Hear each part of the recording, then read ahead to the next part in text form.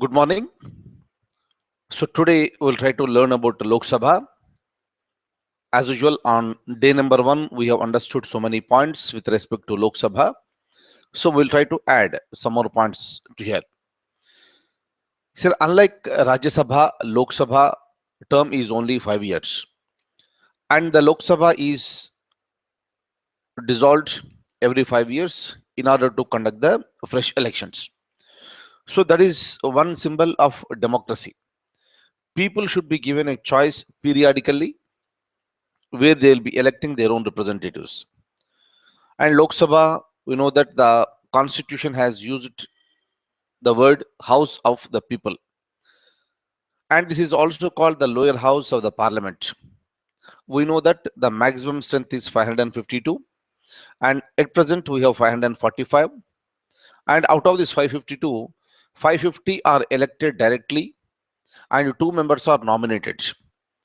And if we have 545, 543 will be elected, and 2 are nominated.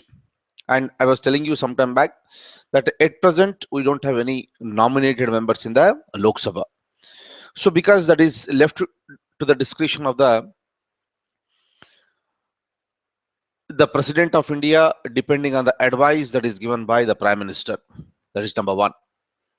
So with respect to anybody who wants to contest in the elections of the Lok Sabha, there are certain qualifications. Yesterday we have seen qualifications of Rajya Sabha members, disqualifications of the Rajya Sabha members. Similarly, so today we'll look at the qualifications and disqualifications of the persons who want to contest in the election of the Rajya Sabha. And when it comes to disqualifications, the same disqualifications are there with respect to Lok Sabha, just like that of the Rajya Sabha. Now I'll open the document to you. We'll have a discussion. And apart from this, when it comes to Lok Sabha, because it is a directly elected house, the people are permitted to vote in the election. That's the reason why this is the direct election for the Lok Sabha. And every citizen of India who is not less than 18 years of age is permitted to vote in the election of this Lok Sabha. Originally, the constitution said any person who is not less than 21 years of age is permitted to vote in the elections. I am not talking about the contesting in the election. I am using the word voting in the election. Similarly, this over a period of time, when Rajiv Gandhi was the Prime Minister of India, during that time, so there was an amendment called 61st Amendment.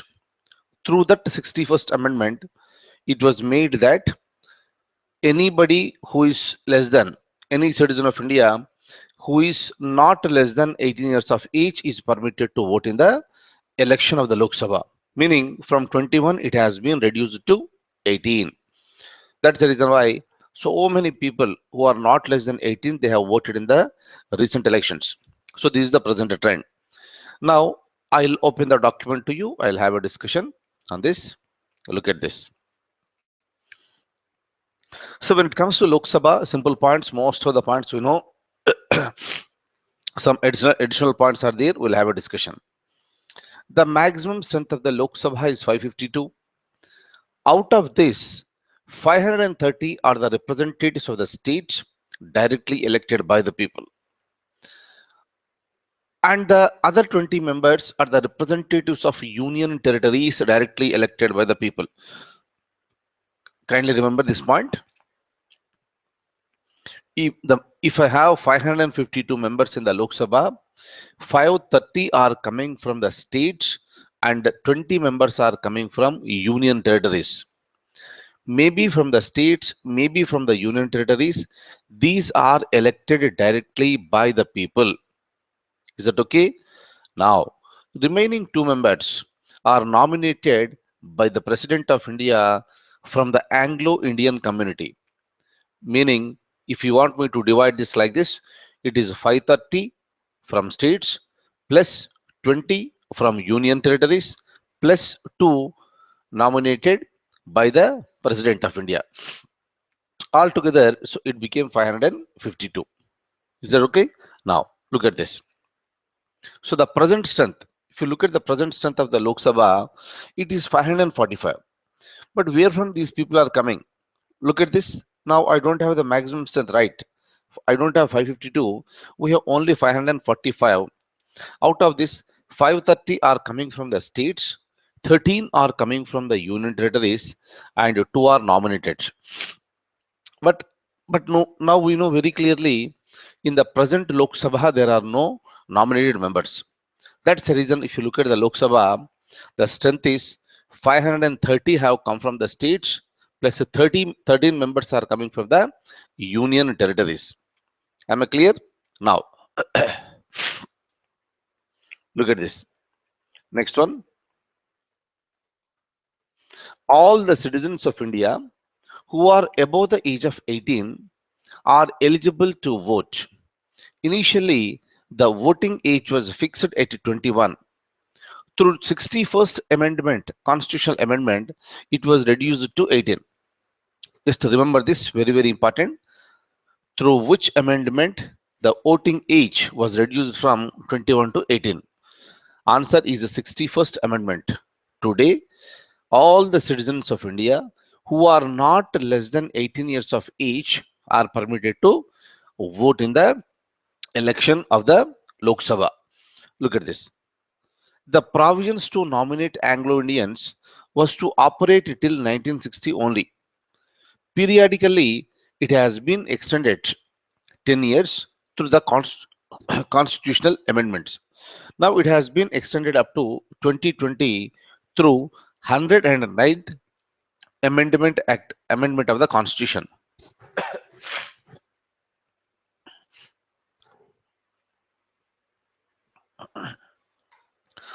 Look at this. I would like to share some information with you. Now we have the Lok Sabha. In the Lok Sabha, the Constitution has permitted reservations, and these reservations are for scheduled caste, scheduled tribes, and these two category people are provided with reservations in accordance to the population. Number one. Apart from this, the Constitution also permitted the President of India that he may nominate not more than 2 Anglo-Indians to the Lok Sabha. So meaning there are reservations provided to SCs, STs, and may be provided even to the people who belong to Anglo-Indian community. So basically, India is a country which talks about right to equality. And the Constitution itself is saying about the right to equality. But even during the discussions in the Constituent Assembly, some of the members have started speaking against the concept of the reservations. On the name of the reservations, are we not dividing the society? If you are providing reservations to certain sections of the society, how come it is equality before the law? These were the discussions that have been taken place even during the Constituent Assembly discussions. But the basic idea for providing the reservations is that until and unless the reservations are not provided to the backward sections, how come they come up in the ladder? That is the reason why finally the members have agreed that let the reservations be present according to the provisions of the Constitution, and these reservations will be valid for a period of 10 years from the date of commencement of the Constitution. Listen to me very clearly. I am saying that these reservations are valid only for 10 years from the date of commencement of the Constitution. And we know that our Constitution came into effect on January 26, 1950. So obviously, reservations are expected to be available up to January 25th, 1960. And after that, you should not have the reservations. That was the original intention. But basically what happens, the government of the day has to look into the developments. We have provided the reservations, but through that one, what is that you have achieved within the 10 years? And in reality, 10 years is very, very short period of time. That's the reason the government of the day headed by Jawaharlal Nehru, decided that let these reservations be extended by 10 more years. So that's the reason, through by amending the constitution, the reservations have been extended for 10 more years. What do you mean by this? Constitution says that reservations are applicable for not more than 10 years from the date of commencement of the constitution. The word 10, the number 10, has been replaced with the number 20 by amending the constitution. And if you replace 10 with 20, obviously reservations will be applicable for 20 years from the date of commencement of the constitution. Meaning instead of 1960, it is applicable up to 1970. And again, after 10 years, the reservations were extended by amending the constitution. So the letters 20 has been replaced with the 30, 30 is replaced with the 40, 40 is replaced with 50, 50 by 60, and today 60 has been replaced by 70. Meaning, today if we look at the constitution, it says that the reservations are applicable for not more than 70 years from the date of commencement of the constitution. In that manner, if you calculate, it will go to 2020. The present reservations will be applicable up to January 25th, 2020. So meanwhile, of course, before the completion of this time, again, through another constitution amendment, the reservations may be extended. Constitution has given all the provisions. That is the reason why there is nothing wrong in this. But once all the political parties will come together, if the political parties decide that there is really an equality in the society, then they can withdraw these reservations. But as long as the political parties do not come to a consensus, this cannot be withdrawn and it will continue. That is the point here. And look at this. Every time you are extending the reservations by 10 more years through amendment of the constitution. And the latest one is important for us. The latest one has happened in the year 2009, and the amendment number was 109. Through 109th amendment, the reservations have been extended up to the year 2020. Okay, so just remember this point. Now, please hold on.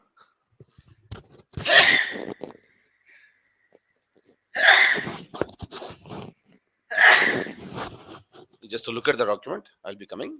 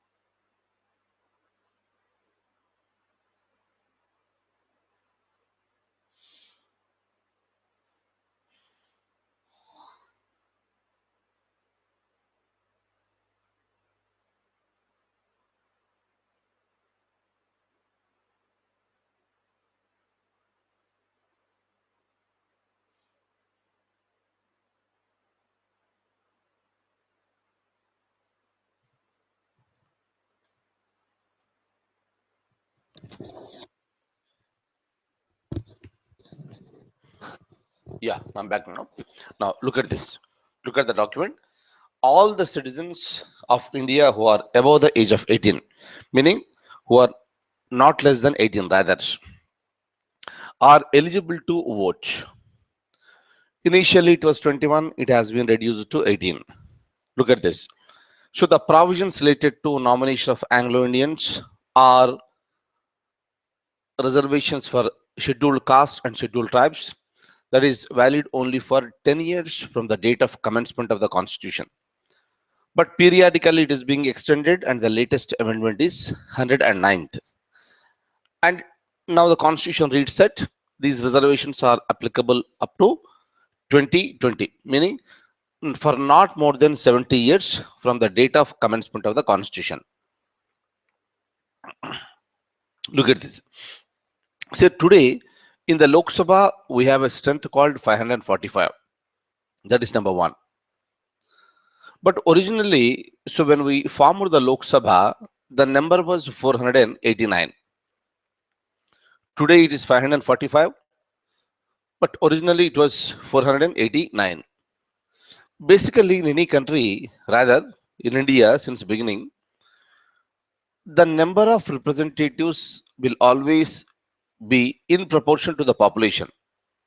So as the population grows, you need to increase the number of representatives in the legislatures. That's the reason from 489, right? So it's increased periodically, and finally we have reached to the strength of the 440, 545. But the point is that when I'm talking about the present strength 545, this is based on the census of 1971. You must be knowing in India, we'll conduct the census every 5 years. We know this. Sorry, every 10 years we conduct the census. And the first census was conducted, second census, third census. And if you come to the year 2011, that was the 15th census we have conducted in India. And the constitution says that the number should be revised. The number has to be revised very periodically whenever you conduct the census. Definitely we'll come to know that the population is increasing, hence the representatives should also increase. But in the year 1976, by amending the constitution through 42nd amendment, deliberately we have stopped increasing the number of seats up to the year 2000. I am talking about 1976. I am talking about the 42nd amendment.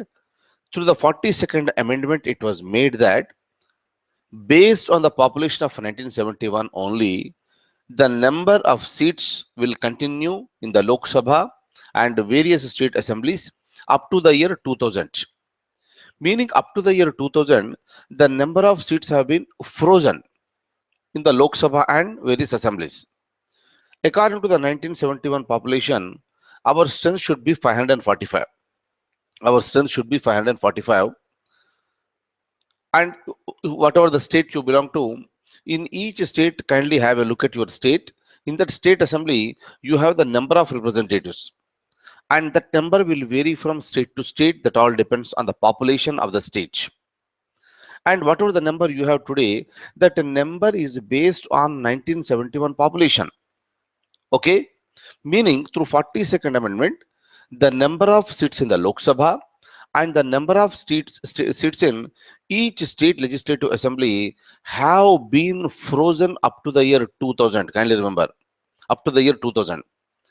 Because those were the years India was going for the population control mechanisms, population control plannings. So India wanted to stabilize the population first, then it wanted to increase the number. That's the reason why deliberately the number of seats were frozen up to the year 2000. Again in the year 2001, through the 84th amendment, the period of freezing the number of seats has been extended up to the year 2026. Originally up to the year 2000 only, but again the period has been extended up to 2026. That is the reason why since 1976, we have the number 545 in the Lok Sabha, that is based on the 1971 population. Even today also the same number is continuing. So this number will not change up to the year 2026. Now the constitution says that after number of seats are frozen up to 2026.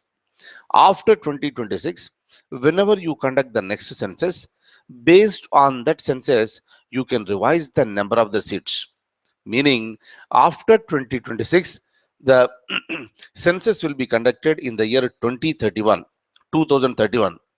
And after getting the complete report of the 2031, then only the government can revise and the number of seats in the Lok Sabha and the number of seats in various assemblies will increase. Am I clear? Very, very important. Kindly remember, number of seats in the Lok Sabha and assemblies have been frozen up to the year 2026. Originally up to the year 2000. Later it has been extended up to the year 2026. Two amendments were involving here. Number one is the 42nd amendment. Number two is the 84th amendment. Am I clear? That's the reason up to the year 2026, there is no question of change in the number of seats. And after 2026 also, whenever we go for the first census, that is the year 2031, depending on that census, the number of seats will be revised. Am I clear? Kindly remember these two particular statements. Right? Now, look at this. The number of seats in the Lok Sabha must be readjusted after every census. In India, the census operation is conducted every 10 years. So we know this, right? Accordingly, the Parliament has enacted the Delimitation Commission Acts in 1952, 62, 72, and 2002. I'll come to this. Of course, the purpose of delimitation is different. That is a reorganizing the existing constituencies. I'll come to this later. Look at this. 42nd Constitutional Amendment Act of 1976 has frozen the allocation of the seats in the Lok Sabha to the states and the division of each state into territorial constituencies till the year 2000 at the 1971 census level. The meaning is very straight and simple. Through 42nd Amendment, we have frozen number of seats in the Lok Sabha and also in the state legislative assemblies. Next, look at the next point. I told you already. 84th Constitutional Amendment Act of 2001, it was readjusted that the number of seats in the Lok Sabha will be frozen up to the year 2026. Okay, now look at this.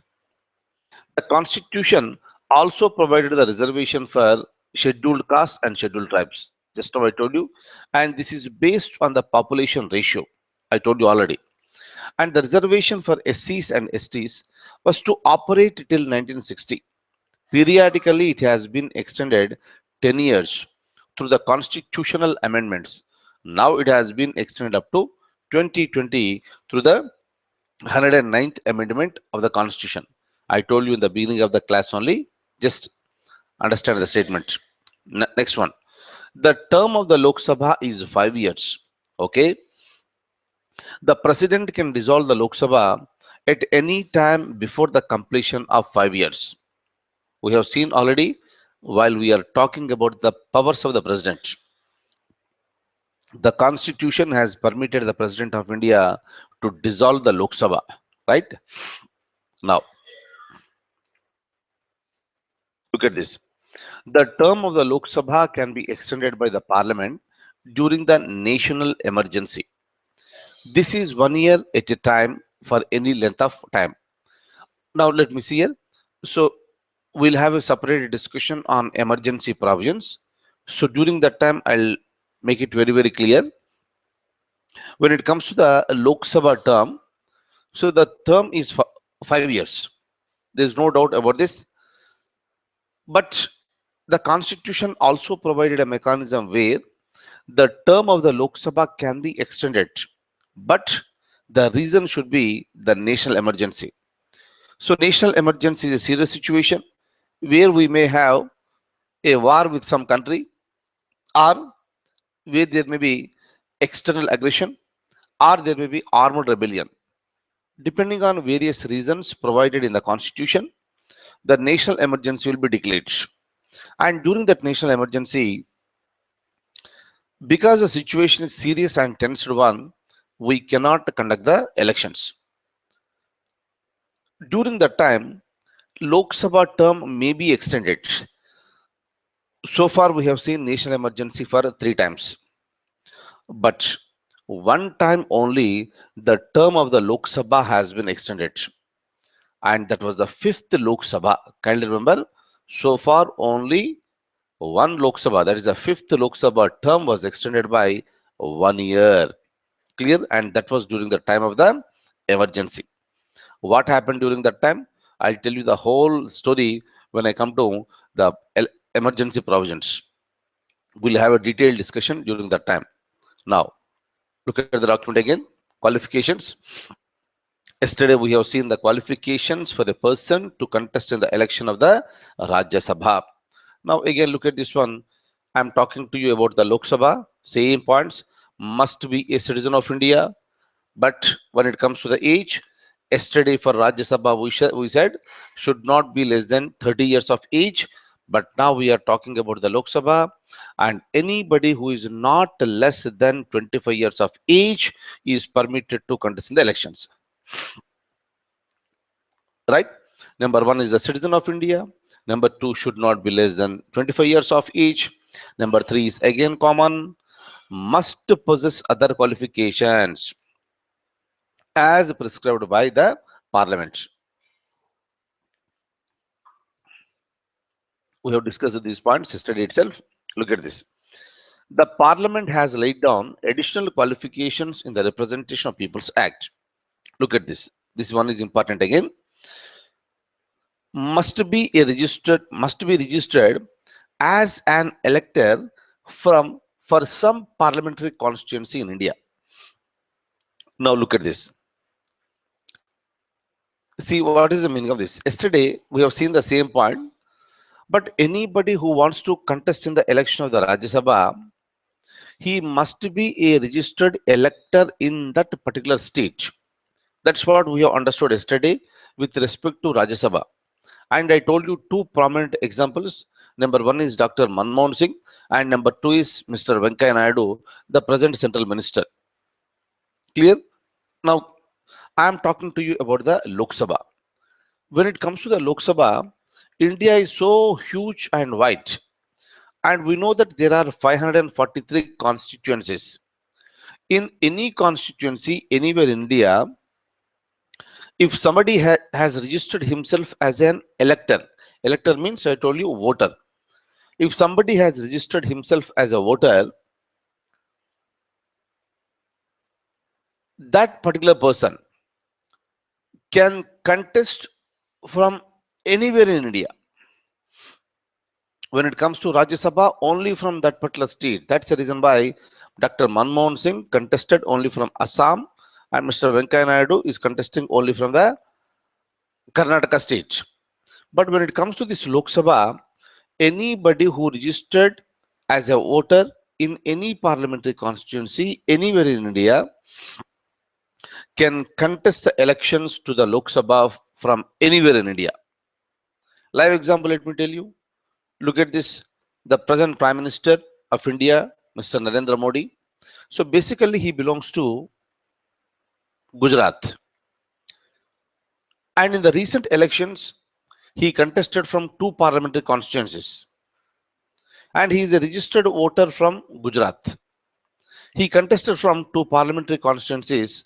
One is Vadodara from Gujarat, and second one is the Varanasi in Uttar Pradesh. He did not register himself as a voter in Varanasi, but in Vadodara. Still permitted to contest in the elections of Varanasi. And he got elected from both, and he submitted resignation to Vadodara, and he retained Varanasi. Meaning it shows very clearly that a person who is registered as a voter anywhere in India in any parliamentary constituency is permitted to contest from anywhere in India.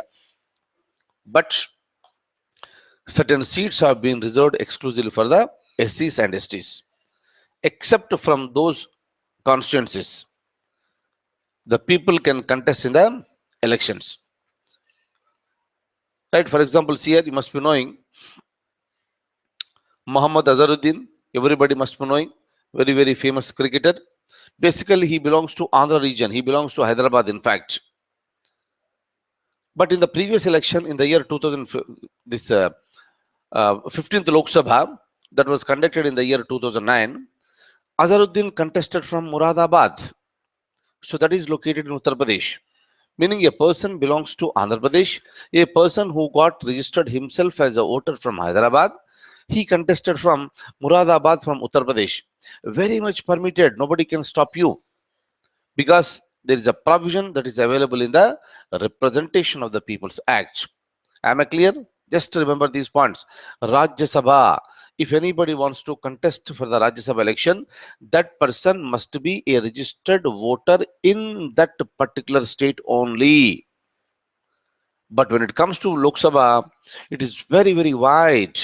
The person can contest anywhere in the country except these reserved areas.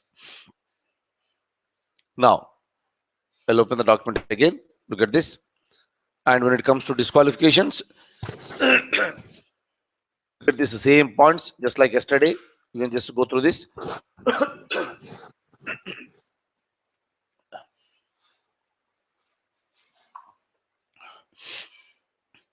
Are the points same? Absolutely same.